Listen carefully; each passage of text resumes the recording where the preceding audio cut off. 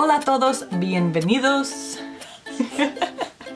In this video I'm going to talk about how to raise a bilingual baby. To start with, I have some words of encouragement and some like disclaimers-ish, and then after that I'll go over some situations you might encounter and have to deal with, and then finally some concrete steps to actually get you started in teaching your daughter or son to be bilingual. We'll see how well this goes. She's not very good at sitting still, so...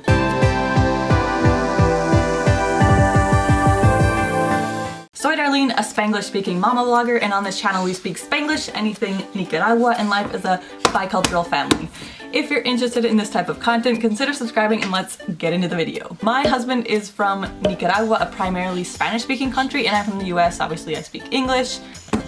And our daughter is soon to be bilingual. I say soon to be because she can't quite speak yet. All she does is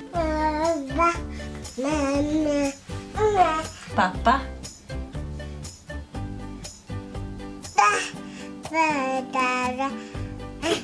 Her and I have been staying at my parents' house, which is a completely English-speaking place, so it got me to thinking that this raising a baby bilingual thing might be a little more complicated than I thought.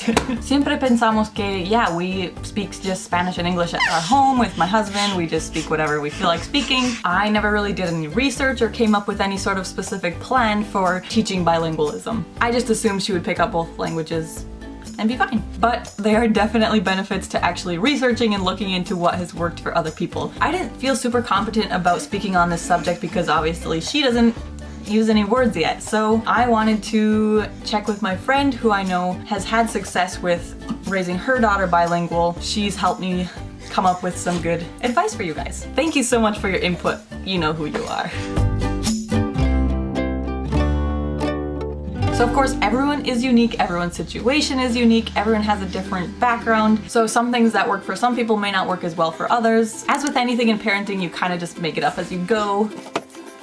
See what works and use that. Just try to be consistent, very consistent, daily, or like specific things that you find that do work with your child, keep doing those repeatedly. It will take a very conscious effort to speak with your child in Spanish and English on a day-to-day basis, especially if one or both of the parents are non-native in the other language that you're trying to teach, like Spanish.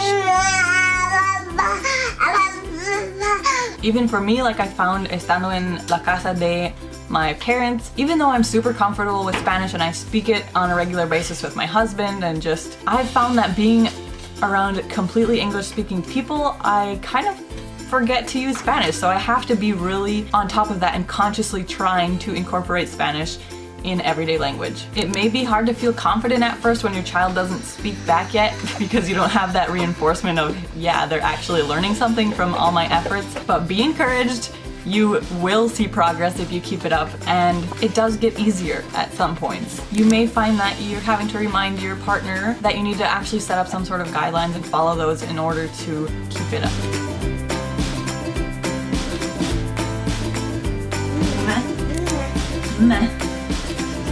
I have been fortunate enough con mi familia that everybody is perfectly fine with us teaching her both languages. I actually think it's incredible, and some people might not have the same experience. Their family might be asking, why are you teaching this other language to your kid? Which I believe that everyone should learn more than one language in their lifetime.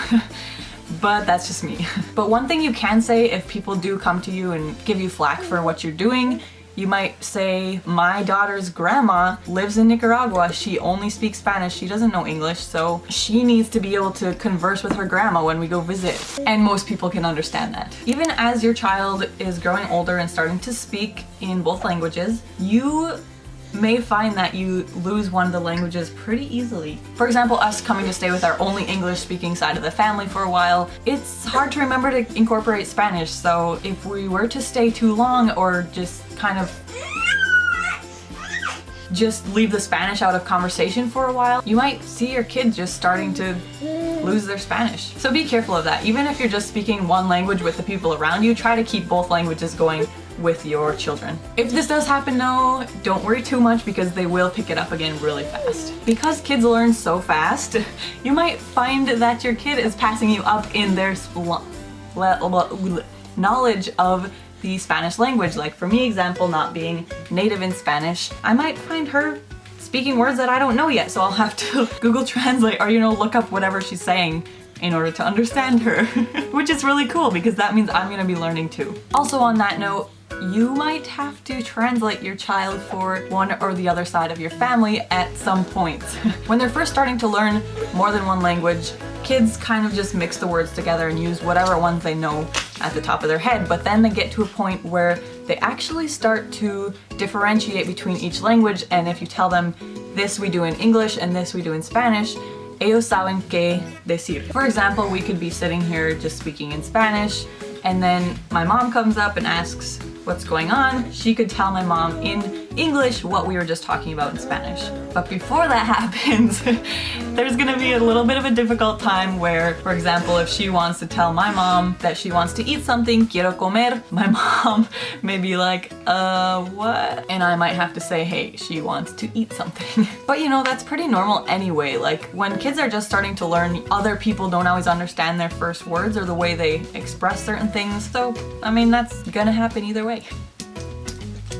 Well, I hope you're enjoying this video, hope you're learning something. Give it a like if you are, comment down below anything you've picked up so far. And lastly, here we go with the actual concrete steps you can take for raising bilingual children. I think for us, the biggest thing we'll be doing is just repeating phrases. Whatever I say in English, I can say in Spanish. Whatever I say in Spanish, I'll just say it in English right after. You know, when you're speaking with kids, you always tend to use different sentences that mean the same thing anyway. This way, I'll just be doing it, ¿Quieres leche? Do you want milk? And she gets up. She knows what that means already.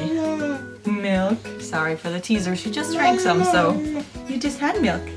Remember? Ya bebiste leche. It might be that we switch to like the 80% Spanish at home, or trying for 100%, but that's kind of probably not gonna happen, you know. When she starts getting out in the world more, like going to preschool or going out to her friends' houses more by herself or whatever it is. If we feel like she's doing too much English and not enough Spanish, we might just try to switch to more Spanish at home. But for now, we're just kind of do 50-50, I think. One thing you can do that especially helps if you don't know as much Spanish is comprar un libro that's about like parenting, but completely in Spanish, because even for me, I speak pretty much Spanish. There are words that have to do with raising a baby that you just don't pick up in everyday language or like in Spanish class at school.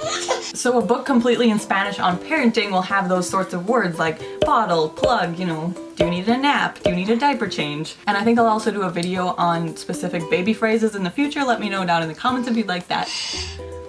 And then along with that, things like lullabies, you can easily download off the internet or buy CDs and that in Spanish, and then also books in Spanish for kids. So you would just try to get some reading done in Spanish and English to your child. Maybe more Spanish if they have more English in their daily life.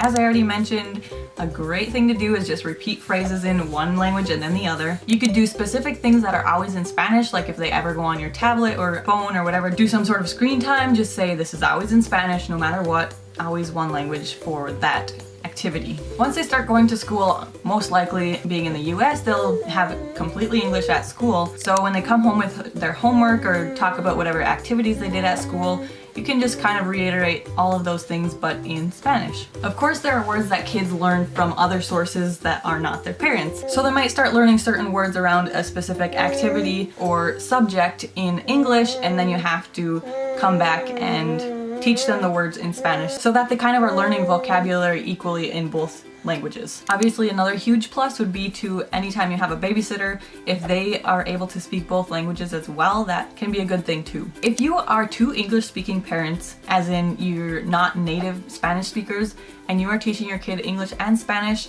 a great thing to do would be to find other people who speak Spanish and have your kid chat with them, whether it be video chat or over the phone or in person. It's really good for them to get that native Spanish accent, you know? And if this is your situation, please let me know. I would be happy to help your child with their Spanish. Well, I'm not native either, but I can easily hook you up with someone who is native in Spanish. Plus, it'll be really neat for your child to see that there are other people in the world that speak Spanish. Reach out to bilingual parent communities like Facebook groups, or try to find people on Instagram, YouTube, other places where parents who are raising children bilingual can share their struggles and let you know what's worked for them y lo que han hecho in whatever types of difficult situations. It really helps to have community around things that you're going through that you have not had experience in before. And even if you haven't had experience, it's good to share your knowledge with other people who are going through the same things. Besides all that, you just gotta have fun with it, because if you're having fun, and this applies to anything in life, as long as you're enjoying the process, you will go through it much easier. Hoy mi pregunta es, have you heard of any of these tips, situations? Have you had any experience with this yourself? Please leave a comment down below. Sometimes a community of people have the best tips and advice. And gracias por ver. I will see you next time. Bye.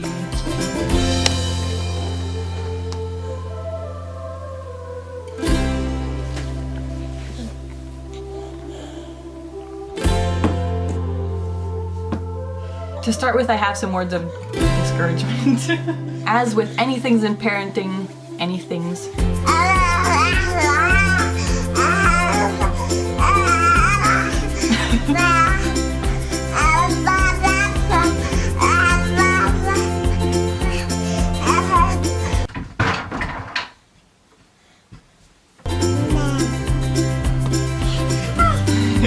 We don't have her talk to us.